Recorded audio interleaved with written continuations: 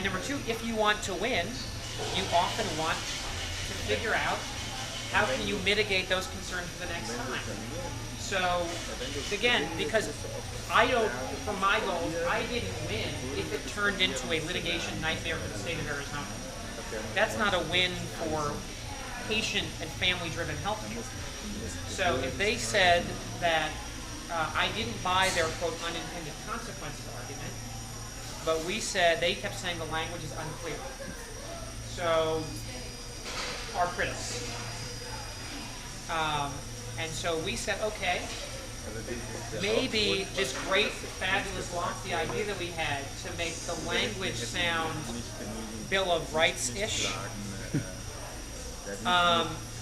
sounds good, but maybe that's a reason why we're 230 years into Commerce Clause arguments and Second Amendment arguments in this country.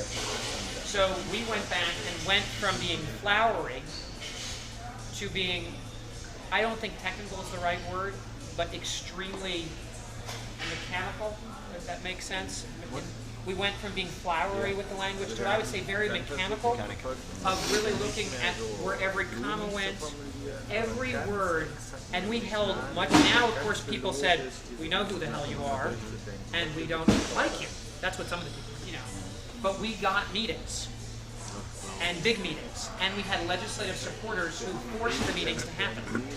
And we had a couple of very cathartic, near shouting matches to start with, where it was essentially me against the head lobbyists for all the major insurance companies, the hospital associations, the largest employers and their workers' comp programs,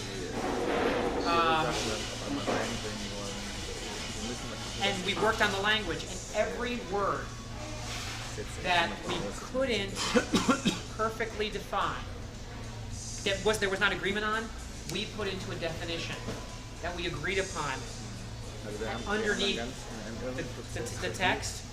On that vetting process as well, as I'm sure you know, once ideas have momentum, when nobody's interested, nobody cares, but any idea that begins to have momentum, everybody in the world would like to latch their issue to your issue for their own personal agendas. And I guess that's just a process. I mean, again, and I guess from an experience point of view, whoever is running these shows in an initiative or referendum, if you don't have a clear vision, forget of what you want to accomplish, you have to know more so what you do not want to accomplish when you start. And that's a learning process on each issue. What you don't want to accomplish is as important, because social issues are big in every state. They are huge politics here in Arizona. And socially conservative groups have a very large amount of sway over state legislators. And again, I'm not making a judgment one way or the other on these things. So this was not an issue. It's very hard to talk healthcare in this country without talking about abortion. They are intricately tied. I know I'm just an orthopedist, but whether or not somebody's grandmother, when they break their hip, should go to hospice care or get their hip fixed is not an issue of abortion. And the decision-making power for where that should go is not, it doesn't help anybody.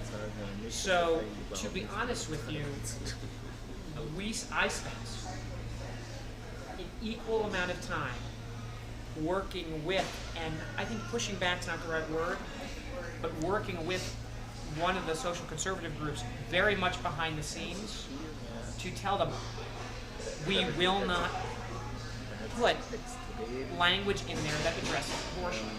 If you would like to do an abortion initiative, please do it. But we can't do it for this year. We don't want to impact abortion one way or the other. That's fine. So anyway. So they could try to use your momentum to bring in their credit card. Well, what they wanted to do was edit the language to be encompassing of abortion. Yeah.